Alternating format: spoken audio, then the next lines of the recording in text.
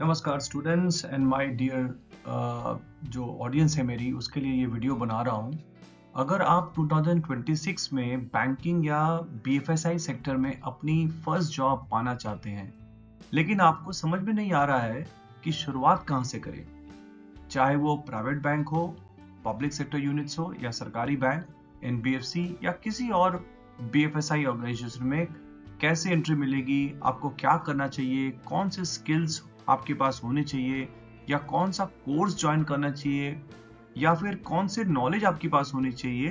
तो ये useful information, knowledge, tips मैं आज आपको देने वाला हूँ कि आपकी जॉब के लिए, आपके करियर के लिए ये बहुत इंपॉर्टेंट होगा और इसी के बेसिस पे आप अपने आप को प्रिपेयर कैसे कर सकते हैं। सो ये वीडियो को अंत तक देखते रहिए। और आज इस वीडियो में मैं आपको बताने की कोशिश करूंगा कि ये complete step by step road map, जिसको कि आप स्टार्टिंग से अपने क्वालिफिकेशन, स्किल्स, क्या चीज आपके पास नॉलेज होना चाहिए, किस तरह की अपॉर्चुनिटी के लिए आपको तैयार करनी चाहिए, या फिर आपको किस तरह के अपने रिज्यूम में क्या लिखना है, या फिर आपका अगर फाइनल गोल ही है बैंकिंग या फाइनेंशियल सेक्टर में जाने का, तो आपको कैसे तैयारी करनी चाहिए। तो अगर ये सिर्फ टेक्स्ट बुक रोड मैप की तरह नहीं होगा, एक आपको कंप्लीट नॉलेज जिसके बेसिस पे आप अपना बैंकिंग फाइनेंशियल करियर स्टार्ट कर सकते हैं और एक प्रैक्टिकल अप्रोच होगा जहां पे आपको सब कुछ A to Z बताऊंगा। तो मैं हूं रजनीश पांडे और अगर आप ये 2026 में बैंकिंग और बीएफएसआई सेक्टर में अपना करियर बनाना चाहते हैं तो ये वीडियो को एंड तक देखिए और जरूर देखिए, क्योंकि मैं आपको स्टेप बाय स्टेप बताऊंगा कि आपको एग्जैक्टली क्या करना चाहिए। ठीक है, तो चलिए स्टार्ट करते हैं स्टेप नंबर 1 पे या फिर आगे चलते हैं। अब देखिए आपके स्क्रीन पे दिखाई दे रहा होगा कि हाउ टू गेट बैंकिंग और बीएफएसआई जॉब इन 2026।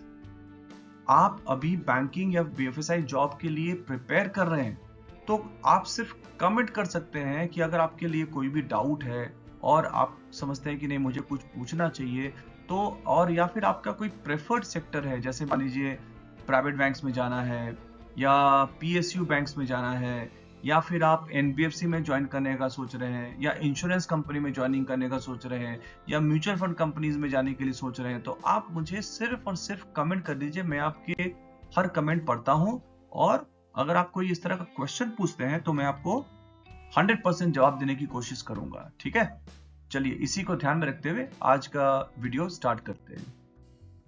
अब देखिए एक चीज आपको समझना बहुत ही जरूरी है कि रियलिटी चेक क्या है।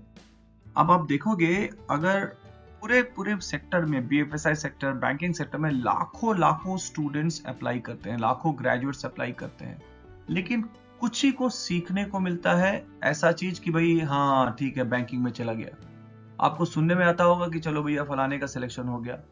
आपको ये भी सुनने को मिलता होगा कि भैया ये इसने एग्जाम दिया, इतना तो काबिल नहीं था लेकिन वो एग्जाम क्रैक कर लिया और वही अपना नौकरी भी स्टार्ट कर लिया।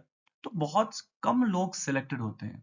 तो आज का ये जो वीडियो है इसमें मैं आपको टोटल रोड मैप दिखाऊंगा कि हाँ क्या होना चाहिए, कैसे आपको अपना जो तैयारी करना चाहिए या फिर आपको किस किस जगह क्या क्या चीजें सोच समझ के अपना आपको चेक आउट करना चाहिए। ठीक है, चलिए स्टार्ट करते हैं। अब सबसे पहले ये समझते हैं कि व्हाई चूज बैंकिंग करियर, या क्यों लाखों लोग, जैसा मैंने आपको अभी थोड़ी देर पहले बताया कि लाख बच्चे या स्टूडेंट्स या ग्रेजुएट्स अप्लाई करते हैं बैंकिंग सेक्टर में। क्यों? क्योंकि उसका देखिए कारण बहुत ही सिंपल है। क्या कारण है? एक तो स्टेबल करियर, राइट, एक तो स्टेबल करियर है, बहुत स्टेबल करियर मिलता है। स्टेबल करियर का मतलब होता है इसमें देखिए चाहे वो बैंक ए में काम करिए, बैंक बी में काम करिए, बैंक सी में काम करिए, चाहे किसी भी जगह बैंक में काम करिए, प्राइवेट सेक्टर में काम करिए, हजारों हजार कंपनीज हैं। तो एक आपका मान लीजिए इधर में छोड़ा उधर में ज्वाइन कर लिया, इसको छोड़े उधर ज्वाइन कर लिया, एक स्टेबल करियर था। प्लस आप या तो फिर किसी पर्टिकुलर बैंक में भी काम करते हैं अगर, या किसी कंपनी में काम करते हैं तो भी आपको उसी तरह आप 5 साल, 10 साल, 15 साल, 20 साल एक ही कंपनी में निकाल सकते हैं। तो एक आपका करियर का स्टेबिलिटी भी हो जाती है। ठीक है, अब देखिए यहाँ पे मैं एक चीज और ऐड अप करना चाहूंगा कि यहाँ पे मैं किसी पर्टिकुलर बैंक के बारे में बात कर रहा हूँ, किसी पर्टिकुलर सेक्टर, मैं टोटल बीएफएसआई सेक्टर को लेकर चालू कर रहा हूँ। और अलग अलग बैंकों में आप जैसे देखोगे प्राइवेट सेक्टर के भी बैंक है, सरकारी बैंक भी है, तो उनके लिए भी थोड़ा सा कंपैरेटिव एनालिसिस मैं आपको बीच बीच में देता रहूंगा, ताकि आपका जो डाउट है वो क्लियर हो जाए, या फिर आपका जो सोच है वो आपको उसी रास्ते में जाए। दूसरा जो आपको, जो स्टूडेंट्स ज्यादा करके जाते हैं वो है आपको, क्यों? क्योंकि गुड सैलरी मिलती है, ये भी आप ध्यान रखिए। क्योंकि आपको जगह, अगर आप किसी भी नॉर्मल कंपनीज में जाते हैं या किसी भी कंपनी, ऐसा नहीं बोल रहा हूँ कि दूसरे कंपनीज में नहीं है, लेकिन हाँ बैंकिंग सेक्टर स्पेशली मैं बात कर रहा हूँ, वहां को अच्छी सैलरी मिलती है। एक फ्रेशर को अगर आज के रेट में 3 लाख 4 लाख 5 लाख रुपया सैलरी मिलता है, ऐसे भी बैंक है जहाँ 6-6 लाख रुपया दे रहा है, ठीक है? तो ऐसे भी आपको लोग हैं जो उस सेक्टर में जा रहे हैं, और ऐसे स्टूडेंट्स जो उस बैंक में पर्टिकुलर जा रहे हैं, वहां आपको इतना सिलेक्शन, तो मान लीजिए 50,000 60,000 रुपया एक एक स्टार्टिंग में मिल जाता है, तो उस बच्चे के लिए कितनी खुशी की बात है, राइट? इसलिए जाते हैं। ग्रोथ आपको मिलता है, ये भी बहुत बड़ी बात है कि भाई आपको देखिएगा, मैं तो अपने एक्सपीरियंस से लास्ट 24 ईयर से मैं कॉर्पोरेट और बैंकिंग सेक्टर में काम कर रहा हूँ, different different international bank, private banks में काम किया हूँ, और काफी सारा ट्रेनिंग्स दिया हूँ। तो मैं देखा हूँ, मैं 2 साल 3 साल के अंदर एक साधारण सा स्टूडेंट या कोई भी फ्रेशर, एक अगर वो जूनियर पोजीशन पे ज्वाइन करता है, कुछ दिन के बाद वो सीनियर पोजीशन पहुंच जाता है। कैसे पहुंच जाता है? क्योंकि ग्रोथ है। तो ये मान के लेके चलना पड़ेगा। अब देखिए, ग्रोथ तो सबको तो नहीं मिलेगा, लेकिन वो जो डिजर्विंग है, जो उसके काबिल है, जो उस तरह से काम करता है, उसको बिल्कुल ग्रोथ मिलता है। ये भी आपको इस सेक्टर में है। जो नेक्स्ट जो चीज है वो आपको लर्निंग क्या होती है? आपको बहुत कुछ सीखने को मिलता है। मान लीजिए आप ब्रांच बैंकिंग में काम कर रहे हैं और आप चाहते हैं कि नहीं, आप जा सकते हैं ट्रेड फॉरेक्स में, तो ट्रेड फॉरेक्स की चीजें आपको सीखने को मिलेगी। आप ट्रेड फॉरेक्स हो गया, मान लीजिए क्रेडिट में जाना चाहे तो क्रेडिट को आपको सीखने को मिलता है। तो इसके कारण बहुत सारे लोग इस तरह के सेक्टर में है। मेरे तो बहुत सारे स्टूडेंट्स भी हैं जो मान लीजिए कभी किसी कारण बैंक में थे या फिर किसी सेक्टर में थे या एनबीएफसी में थे, लेकिन वो आज के डेट में किसी ना किसी मल्टीनेशनल कंपनीज में काम कर रहे हैं। तो बहुत सारा लर्निंग को मिलता है, उसी के बेसिस पे उनकी एक्सपीरियंस ग्रो करती है और उनका जो करियर है वो भी ग्रो करता है। जो नेक्स्ट चीज है वो डिजिटल अपॉर्चुनिटीज मिलता है। देखिए, कोई भी बैंकर ना डिजिटल अपॉर्चुनिटीज को लेकर के बहुत ज्यादा जागरूक रहता है, और वो बहुत अच्छे से सारी चीजों को सीख लेता है, क्योंकि सारे बैंकों में, चाहे वो बैंक ए हो, बी हो, एनबीएफसी हो, चाहे वो कोई भी कंपनीज हो, सारे के सारे डिजिटल प्लेटफॉर्म पे काफी एक्टिव है। तो डिजिटल अपॉर्चुनिटीज काफी उसको मिलता रहता है इस तरह के चीजों के लिए। ठीक है, आई होप आपको समझ में आ रहा होगा कि इसीलिए लोग ज्यादा से ज्यादा बैंकिंग सेक्टर में या बीएफएसआई सेक्टर में जाते हैं। चलिए आगे चलते हैं। अब मैं आपको बताता हूं कि बैंकिंग या बीएफएसआई करियर में अपॉर्चुनिटी क्या क्या है, किस तरह की कंपनीज में आप जा सकते हैं या कौन कौन सी है। मैं एक एक चीज आपको डिटेल में बताता हूं। सबसे पहला जो चीज है मैं आपको बताना चाहूंगा, जो लोग सबसे ज्यादा आसानी से जा सकते हैं वो प्राइवेट बैंक्स में। प्राइवेट बैंक्स आप देखिए, गूगल भी करिएगा तो आपको 50 प्राइवेट बैंक्स मिल जाएंगे, ठीक है ना। मैं आपको अगेन बोल रहा हूँ, प्राइवेट बैंक्स वो भी एक अलग तरह का बैंकिंग है, लेकिन वो भी बैंकिंग सेक्टर के अंदर ही आता है। तो प्राइवेट बैंक्स भी है। मैं आपको आगे डिटेल में काफी सारी चीजें अभी बताने वाला हूँ, तो थोड़ा सा वेट करिए, आपको मैं समझा दूंगा कि प्राइवेट बैंक्स क्या होती है। अगर आप एकदम फ्रेशर हैं, ठीक है, अगर आप एक्सपीरियंस्ड हैं तो आपको समझ आ गया होगा कि भाई हाँ, प्राइवेट बैंक्स भी होते हैं। तो प्राइवेट बैंक्स होते हैं। पब्लिक सेक्टर बैंक जो सरकारी बैंक होते हैं, वहां पे आपके पास अपॉर्चुनिटी है। एनबीएफसी है, जो जैसे आप देखोगे बहुत सारे नॉन बैंकिंग फाइनेंशियल कंपनीज है, जैसे अब आप देखोगे आदित्य बिरला है ना, मुथूट फिनांस है, या फिर आप देखोगे बहुत सारे ऐसी कंपनीज हैं आपके, पीएनबी हाउसिंग फाइनेंस है, इस तरह के बहुत सारे एनबीएफसी है। पब्लिक सेक्टर बैंक देखोगे, आपको एसबीआई हो गया, बैंक ऑफ बड़ौदा हो गया, या फिर आपको पंजाब नेशनल बैंक हो गया, कैनरा बैंक हो गया, इस तरह के ऐसे बहुत सारे सरकारी बैंक है। प्राइवेट बैंक्स बोले तो जैसे आपका HDFC bank, Axis bank, ICICI bank, है ना, जन स्मॉल फाइनेंस बैंक, ये सब इसी तरह के बहुत सारे भरे पूरे हैं प्राइवेट बैंक्स। इसी तरह की इंश्योरेंस कंपनीज भी आपके पास हैं इंडिया में, जहां आप बिल्कुल काम कर सकते हैं। मेरे काफी सारे स्टूडेंट्स हैं, बैंकिंग में थे, उसको छोड़ करके इंश्योरेंस कंपनीज में चले गए हैं, ठीक है। तो क्योंकि अब बैंकों में भी इंश्योरेंस बेचा जाता है, यहाँ भी जाकर इंश्योरेंस बेच रहे हैं, तो भी इंश्योरेंस में अब ये भी बहुत बड़ा सेक्टर है, ठीक है।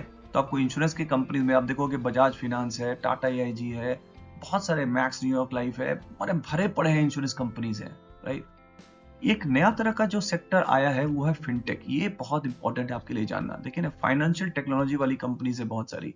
तो ये इसके लिए भी मैं आपको अलग से बताऊंगा, लेकिन आपको समझ आना चाहिए कि ये ना तो वो बैंक है ना तो एनबीएफसी है। वो क्या करती है, टेक्नोलॉजी को एनेबल्ड लेते हुए आप देखोगे बहुत सारे ऐसे कंपनीज आ गई, जैसे आपको देखोगे स्टेबल मनी एक ऑर्गेनाइजेशन है, जहां पे आप देख रहे हैं कि भाई वो क्या कर रहा है, सारे बैंकों का एफडी को बोल रहा है कि आप वहां से कर भी कर सकते हैं। तो ये फाइनेंस की चीजें तो कर रहा है, लेकिन टेक्नोलॉजी का सहारा लेते हुए। तो इस तरह से फिनटेक कंपनीज भी बहुत सारी फिनटेक कंपनीज है, आगे जाके अपना उसमें करियर में बिल्कुल आप इसको एडअप कर सकते हैं। तो इसीलिए बहुत सारा अपॉर्चुनिटी आपको है इन टोटल एक बीएफएसआई सेक्टर को लेकर के, या फिर आप यहाँ पे आप बोल सकते हैं कि करियर अपॉर्चुनिटी है।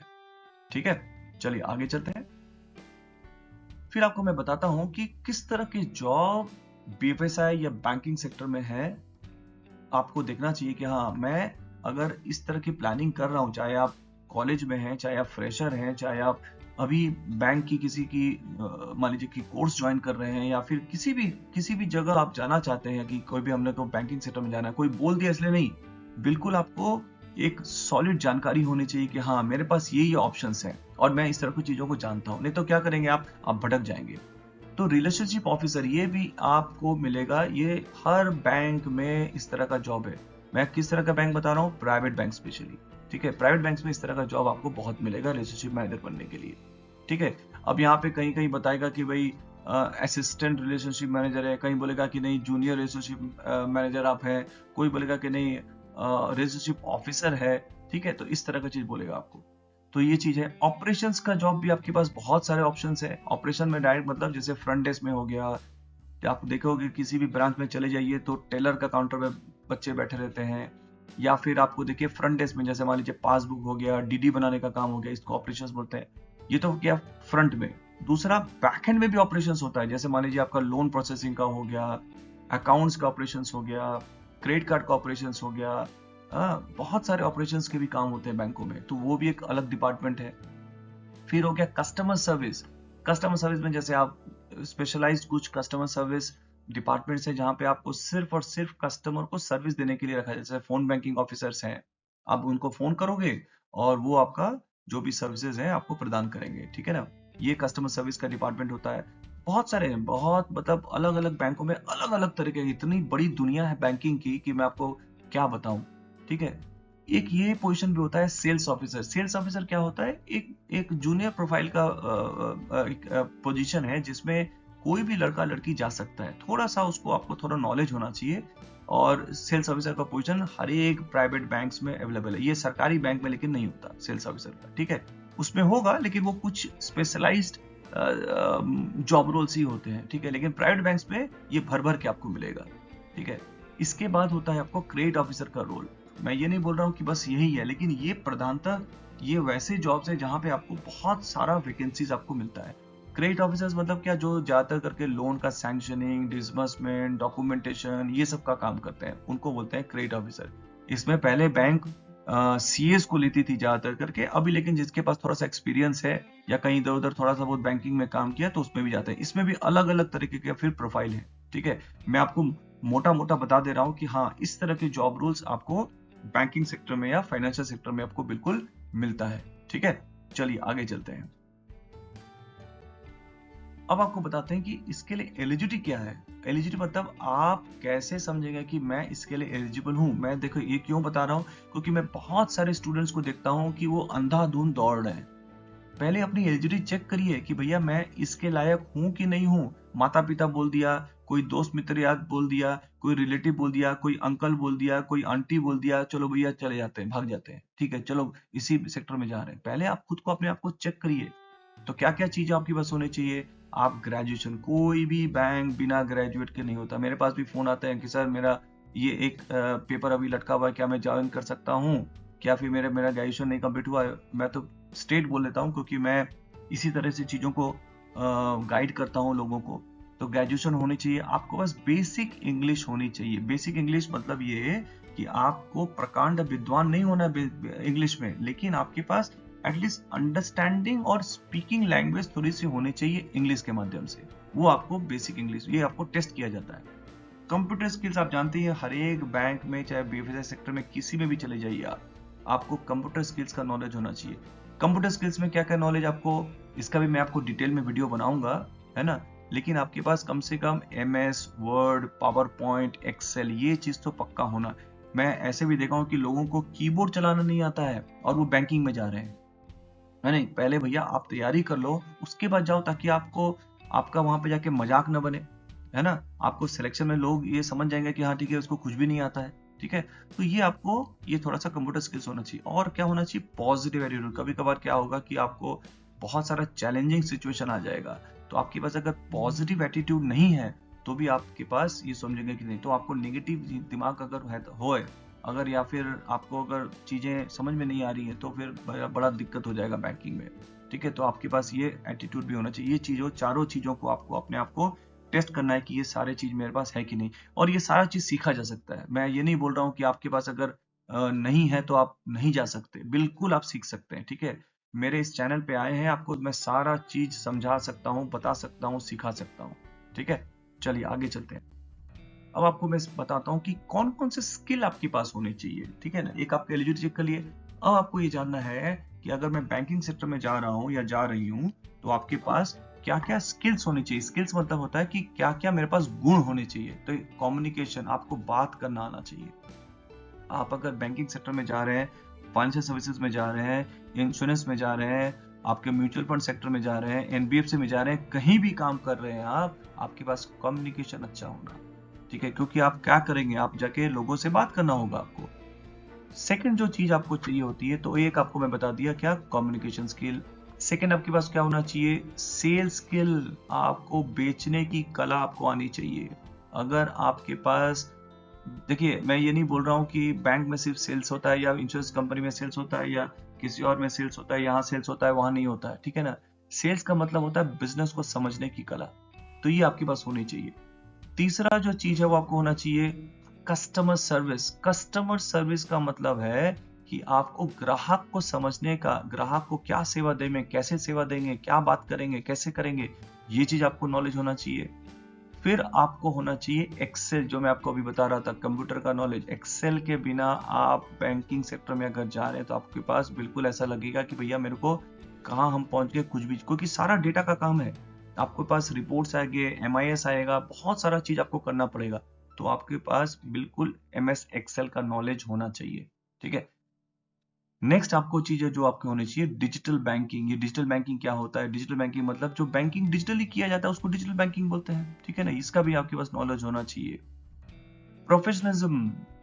प्रोफेशनलिज्म मतलब कि आपको कैसे उठना है, बैठना है, या आपको कैसा कपड़ा पहनना है, कैसे आपको बात करना है ना। कितना हंसना चाहिए, कितना आपको आपको किस लहजे में बात करना है, ये सब चीज थोड़ा सा आपको होना चाहिए। प्रोफेशनलिज्म, टाइम का क्या मैनेजमेंट होता है, सीनियर्स के संग कैसे बात करते हैं, जूनियर्स के संग कैसे पेश आते हैं, है ना। अगर टॉप मैनेजमेंट आपके पास अगर मान लीजिए आ रही है, या ऑडिट कंप्लायंस आ रहा है, तो क्या प्रोफेशनल अप्रोच आप करेंगे। तो ये सब चीजें भी आपको सीखना चाहिए, या फिर आपके पास ऐसे स्किल्स चाहिए जो बैंकिंग में आपको अगर जा रहे हैं तो इसी तरह की चीजों को बहुत सी सिखाया भी जाता है। जहाँ पे आप एक स्टूडेंट को, मान लीजिए फ्रेशर है, उसको पता नहीं, तो ये सब चीजें सिखाई जाती है, ठीक है। तो ये हो गए आपके कुछ स्किल्स जो रिक्वायरमेंट होते हैं एक BFSI सेक्टर या बैंकिंग सेक्टर में जाने के लिए। चलिए आगे चलते हैं। अब आपको बताते हैं कि किस किस तरह के प्रोडक्ट्स होते हैं बैंकिंग में। ये क्यों बता रहा हूँ, क्योंकि आपके पास अगर स्किल्स हो गया लेकिन इन प्रोडक्टों का नॉलेज नहीं है, तो आपके पास भी वो फिर अगेन नहीं बढ़ पाएंगे। तो आपको कासा का नॉलेज होना चाहिए, आपको FD का नॉलेज होना चाहिए, आपको RD का नॉलेज होना चाहिए, आपको लोन्स का नॉलेज होना चाहिए, आपके पास कार्ड्स होने चाहिए नॉलेज के, आपके पास इंश्योरेंस का नॉलेज होना चाहिए, आपके पास म्यूचुअल फंड का होना चाहिए। देखिए बैंकिंग फाइनेंशियल सर्विसेज में जा रहे हैं आप, तो ये सब चीज आपको बैंक में और क्या बिकेगा, यही बिकता है ना। यही फाइनेंशियल प्रोडक्ट्स हैं।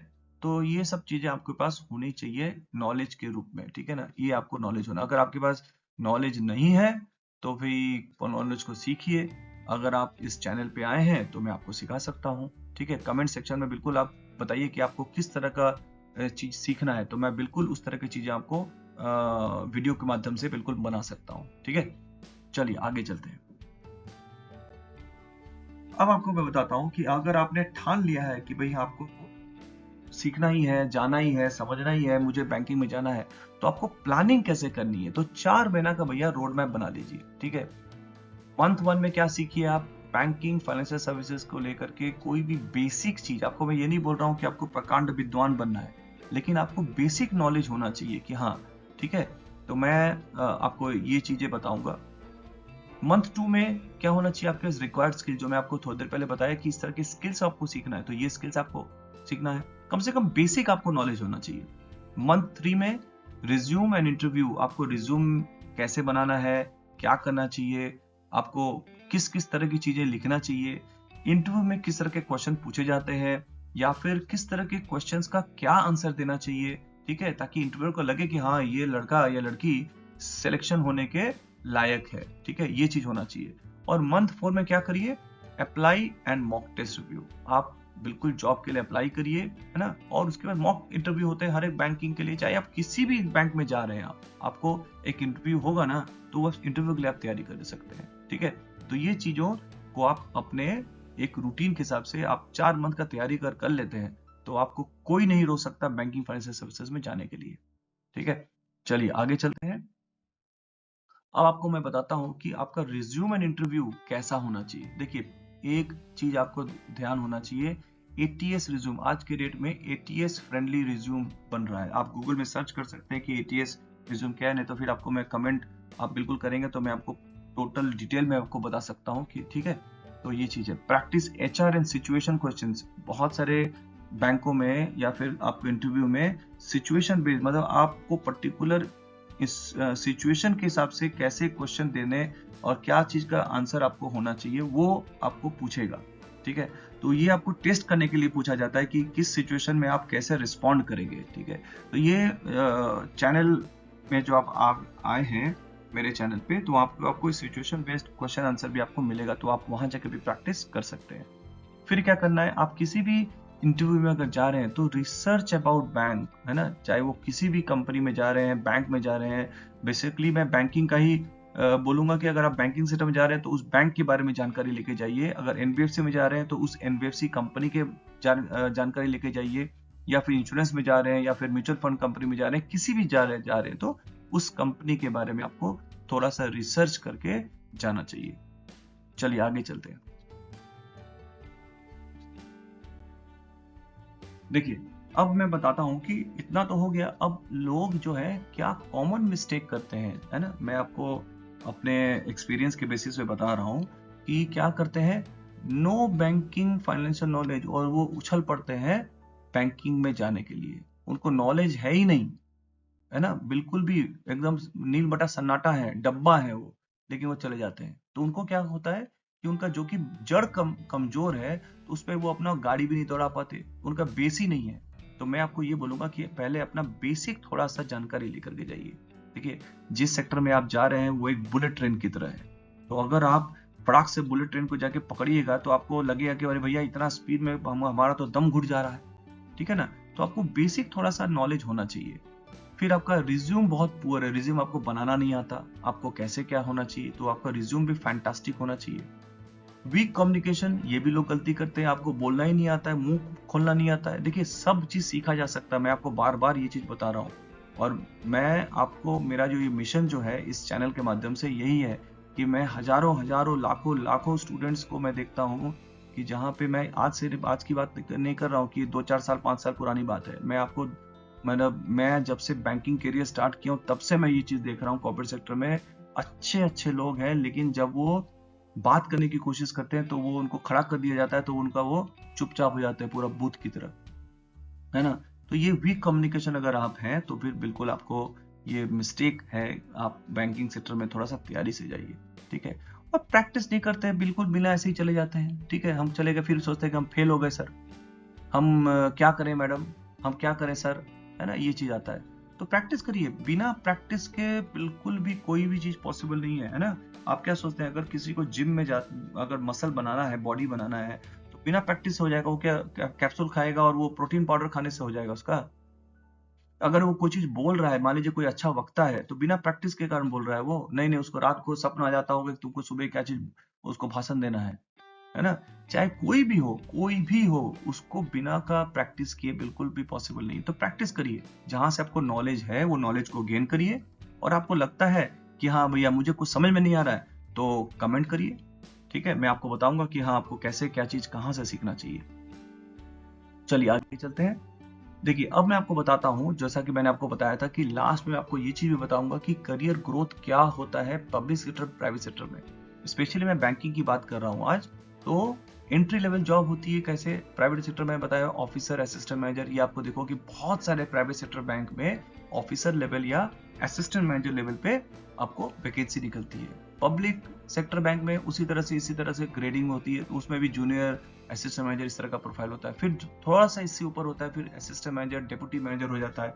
अब देखिए डिपेंड करता है बैंक टू बैंक, थोड़ा इधर उधर। प्राइवेट बैंक में भी डिफरेंस होता है, कुछ सरकारी बैंकों में भी डिफरेंस होता है। फिर हो जाता है मिडिल मैनेजमेंट, जब आप पहुंच जाएंगे तो मैनेजर का आपको मिल जाता है डेजिग्नेशन ग्रेड। फिर आपका सीनियर मिडिल मैनेजमेंट हो जाता है, सीनियर मैनेजर, चीफ मैनेजर बन जाएंगे आप, ठीक है।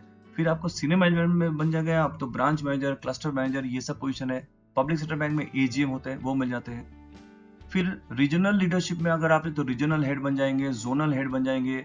सरकारी बैंक में, प्राइवेट पब्लिक सेक्टर बैंक में अगर चले गए तो डीजीएम लेवल में चले जाते हैं। टॉप फंक्शनल लीडरशिप अगर आ जाता है, मान लीजिए कुछ साल काम करने का लगता है कि नहीं भैया आपको और बड़ा पोजीशन अगर पाना है, तो zonal head, state head, business head, specially private sector banks में।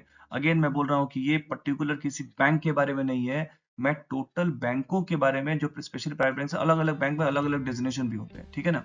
लेकिन मोटा मोटी ये आइडिया आपको होना चाहिए। फिर पब्लिक सेक्टर बैंक में जीएम बन जाते हैं। Very senior leadership, EVP, SVP, president, मतलब executive vice president, senior vice president, president, इस तरह का पोजीशन हो जाएगा प्राइवेट सेक्टर बैंक में स्पेशली। और उसमें क्या हो जाएगा, सीजीएम हो जाएगा पब्लिक सेक्टर में। टॉप मैनेजमेंट में अगर आ जाएंगे तो एग्जीक्यूटिव डायरेक्टर, एमडी, सीईओ, ये भी बन सकते हैं। उसमें अगर आप पब्लिक सेक्टर में आ गए तो एमडी, सीईओ, डीएमडी।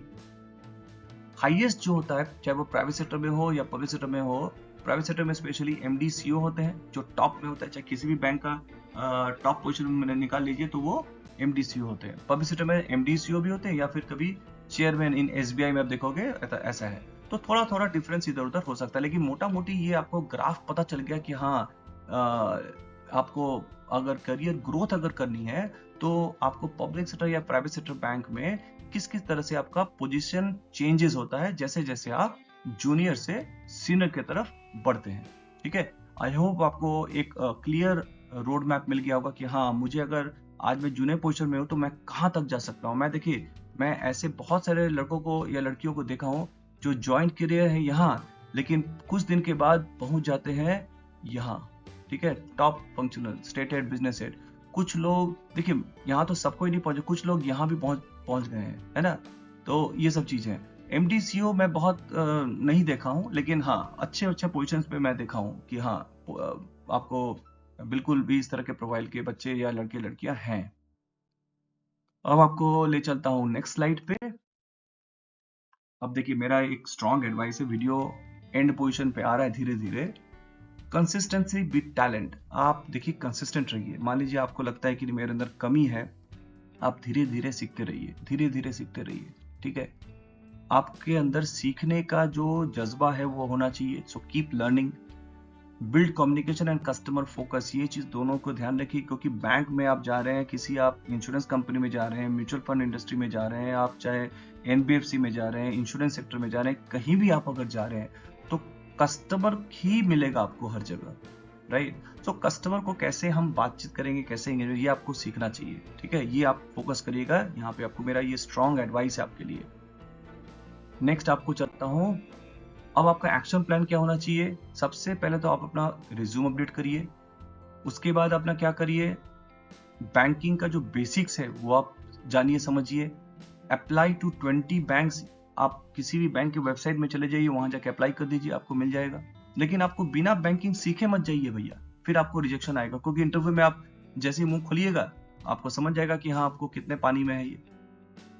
और क्या करना है, प्रैक्टिस करते रहिए इंटरव्यू, क्योंकि देखिए banking day by day change हो रहा है, डे बाय डे चेंज हो रहा है। आप अगर देखोगे 5 साल के पहले जो क्वेश्चन पूछे जाते थे आज वो नहीं पूछे जाते हैं। फिर 2 साल 3 साल के बाद जो क्वेश्चन पूछे जाएंगे वो हो सकता है आज के हिसाब से रिलेटेड नहीं होंगे। तो प्रैक्टिस करते रहिए, जानते रहिए, समझते रहिए, ठीक है। तो ये आपको मैं एक्शन प्लान बता दिया। अब देखिए हम लोग आ गए हैं वीडियो के एंड में। तो दोस्तों याद रखिए, कैरियर एक डेस्टिनेशन है ना ही एक आपको एक शॉर्ट टर्म का एक पड़ाव है ना। तो एक जर्नी की तरह है।